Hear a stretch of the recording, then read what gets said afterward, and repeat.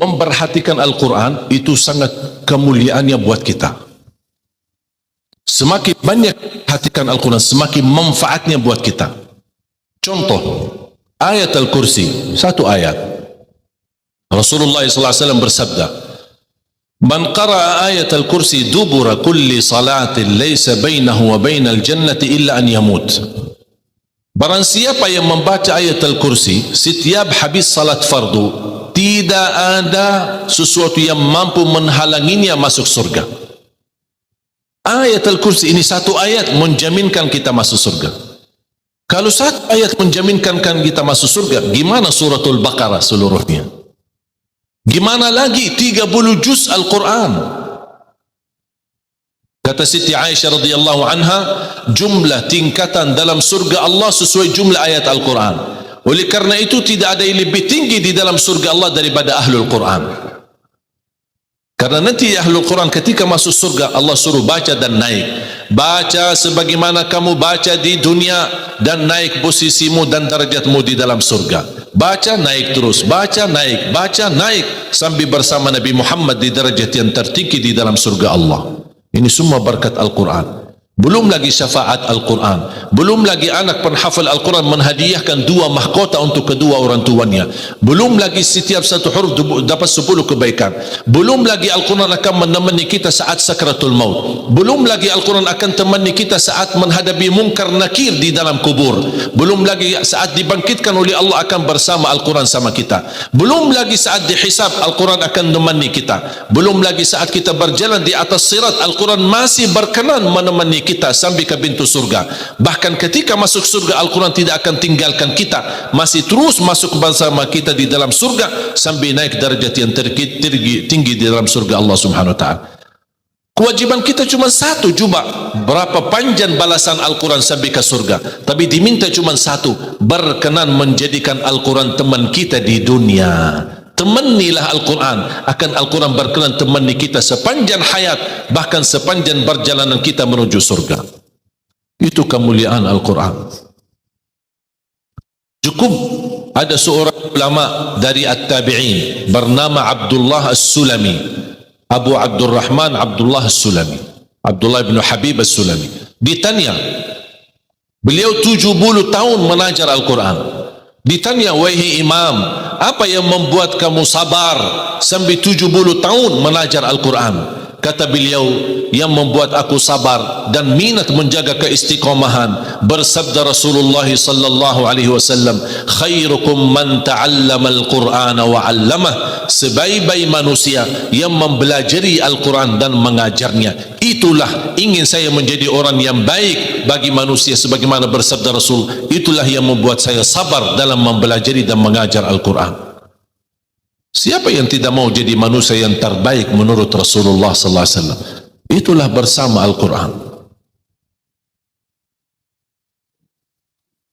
Mohon maaf, siapa Ali Jabir?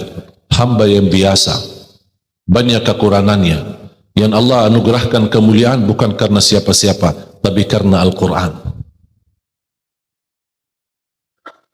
Dihormati, didepankan, dan semua orang penghafal Al-Quran berapapun usianya dihormati, didepankan, dimuliakan.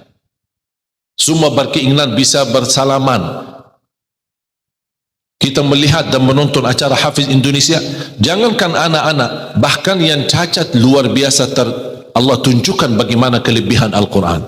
Yang buta bisa hafal Al-Quran, yang lumpuh badannya dan jasadnya seperti alana yang tidak bisa jalan hafal Al-Quran. Naja yang luar biasa dahsyat, otaknya terganggu tapi bisa hafal Al-Quran. Dia tidak bisa baca, kasih Al-Quran suruh baca, dia tidak bisa baca. Tapi ditanya, tes hafalannya, hafal. Berapa ayatnya? Hafal. Nomor berapa? Hafal. Kanan kiri hafal, atas bawah hafal. Allah menunjukkan kepada kita, Allah tidak akan melepaskan Al-Quran menjadi jaminan ditolong. Inna nahnu nazzalna dzikra wa inna lahu lahafizun.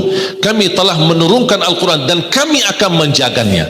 Di antara terjaga Al-Quran secara fisik, terjaga Al-Quran secara tulisan, terjaga Al-Quran secara suara, dan terjaga ahlul Quran, para penghafal Al-Quran.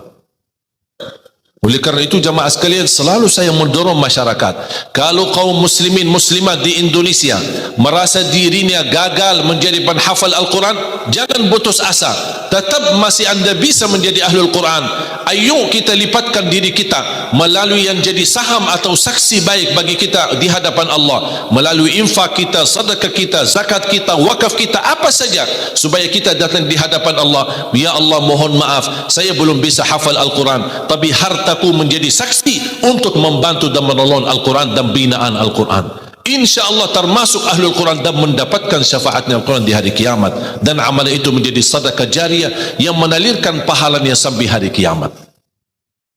Semua harus bisa berjuang. Tidak boleh ada orang berkata saya tidak bisa, tidak bisa hafal. InsyaAllah anakmu bisa hafal. Kalau anakmu belum bisa hafal, insyaAllah cucumu bisa hafal. Kalau itu pun tidak berhasil, insyaAllah saham walaupun sedikit seikhlasnya bisa menjadi saksi baik. Infaknya, sedekahnya, ikhlasnya, zakatnya, wakafnya, semua bisa menjadi saksi baik.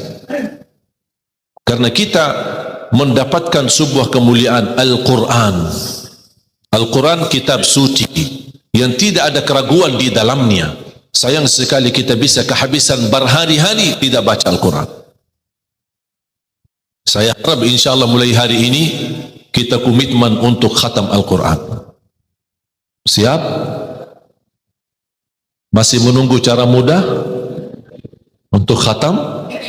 Saya kasih cara mudah.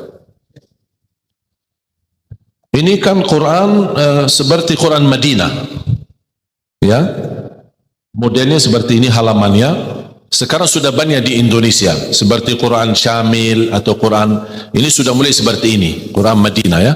Maksudnya model cetakannya dicetak seperti ini, mulai dari ayat, kalau di akhir halaman ditutupi dengan ayat. Dulu Quran lama, setiap halaman kita buka kadang-kadang ada separuh ayat di halaman kanan, sisanya di halaman kiri. Sekarang Quran Madinah tidak boleh begitu. Termasuk sudah mulai di Indonesia yang sudah disahkan oleh Kementerian Agama, disesuaikan seperti Quran Madinah. Jadi halamannya atas mulai dari ayat, kalau di akhir halaman ditutupi ayat, tidak disambungkan ke halaman berikutnya, supaya teratur. Di antara mereka susun setiap satu juz 20 halaman, dihitung seperti itu supaya rapi. Apa tujuan? Sebenarnya saya mengambil kesimpulan dari hikmah itu. Kenapa setiap juz 20 halaman? Ternyata saya bisa bentuk cara mudah mengkhatam Al-Quran. Setiap waktu salat baca 4 halaman, 4 kali 5 waktu 20, sudah khatam 1 juz. Jadi kalau khatam tidak harus sekaligus. Jangan habis ceramah anda posisi iman yang mulai naik, semangatnya luar biasa, pulang ke rumah baca Al-Quran 1 juz, besoknya masih semangat baca 2 juz, 3 juz dan seterusnya. Begitu menurut semangat tidak baca 1 tahun. Tidak boleh terlalu semangat, tetap semangat tapi diatur semangatnya. Standar 1 juz, tidak usah berlebih-lebihan. Jaga 1 juz, sedikit demi sedikit, istiqamah lebih baik daripada banyak tapi terputus.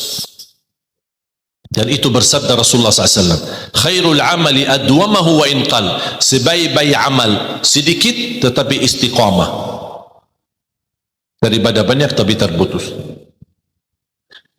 Makanya setiap waktu salat baca 4 halaman, 4 kali 5 sudah 20. Kira-kira cocok? Hah? Siap bu? Mau fikir dulu ya.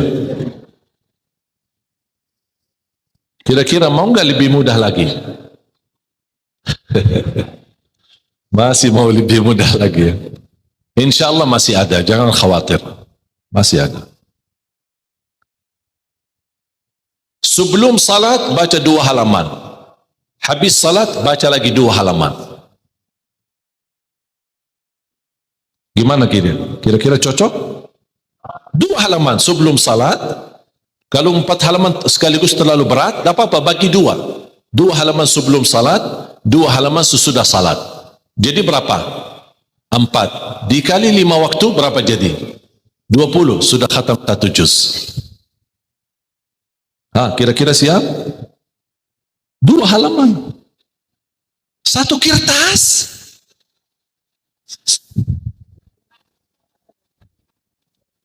Satu lembar ya. 1 kertas. 1. Cuma bola balik. Masa keberatan? Cuma 1. Begitu sebelum salat, baca 1 kertas, 1 lembar. Habis salat, baca lagi 1 lembar. Mohon maaf, lagi semangat. Mau nambah, jangan. Jangan tambah. Itu aja dijaga. Sampai selesai. Kalau ini bisa dijaga, insya Allah husnul khatimah. Istiqamah dibaca. Siap? Fikir-fikir dulu atau gimana? Hah? Insya Allah aman ya, cocok. Cocok? Masih mau lebih mudah lagi? Hah? Abu mau? Mau lebih mudah. Ini cara yang tadi yang saya sampaikan, setiap salat, sebelum salat 2 halaman, habis salat 2 halaman, dan seterusnya sampai khatam 1 juz. Itu cara yang termudah untuk orang yang paling malas. Kalau itu tidak bisa, saya angkat tangan. Inna lillah wa inna ilaihi raji'un. Tidak ada lagi, sudah habis. Malu kita sama Allah jamaah sekalian. Wallahi waktu kita banyak. Ketika saya berhasil khatam 10 jam bisa khatam 30 juz. Allah kasih 24 jam. Masa kita tidak bisa 1 juz? Saya tidak minta 30 juz dalam 10 jam. Saya minta 1 juz dalam 24 jam. Jadi, kalau ketika anda baca, jangan suka lihat halaman belakang. Itu yang membuat banyak berat. Misal baca Al-Baqarah, sambil dia baca, A'udzubillahi minasyaitonir rajim, Bismillahirrahmanirrahim, Alif Lam Mim, Dzalikal kitabu la raiba fihi, hudan lil muttaqin, alladzina yu'minun. Banyak. Sadaqallahul azim. Tidak jadi lanjut. Karena dia fikirannya sudah berubah. Dia tidak melanjutkan apa yang dia baca, tapi dia sudah membuka jumlah halaman begitu terlalu banyak. Aduh ya Allah. Bukan saya tidak mau, masalah tidak ada waktu. Padahal kalau dia lanjut, ada kesibukan, tidak apa-apa, berhenti. Berhasil 2 halaman, berhenti. Ada urusan aktivitas, ada tamu di rumah, tidak apa-apa. Layani sebentar, habis pulang, lanjut lagi. Walaupun 1 halaman, walaupun separuh halaman, tidak apa-apa.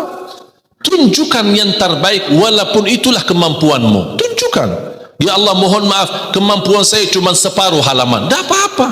Allah senang, apapun yang kita kasih, Allah senang. Asal istiqamah. Allah suka. Allah tidak minta yang banyak, Allah minta yang terbaik.